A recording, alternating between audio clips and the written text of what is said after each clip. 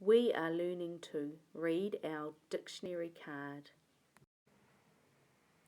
In this movie, you're going to read the words on the dictionary card from A to F, and then when you can read those words, then you can use them in your writing. These are the words on your dictionary card under the letter A. After, all, am, and, are, at, auntie. These are the words on your dictionary card under the letter B.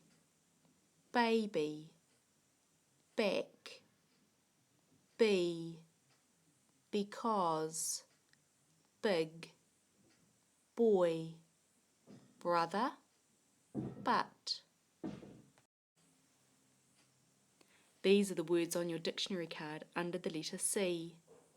Came, can, come, could, cousin.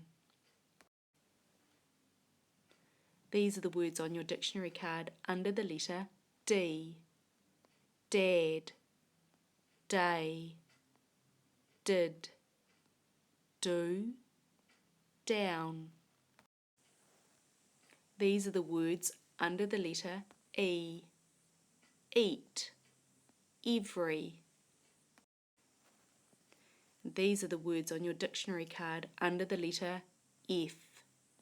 Father, for, found, friend, from.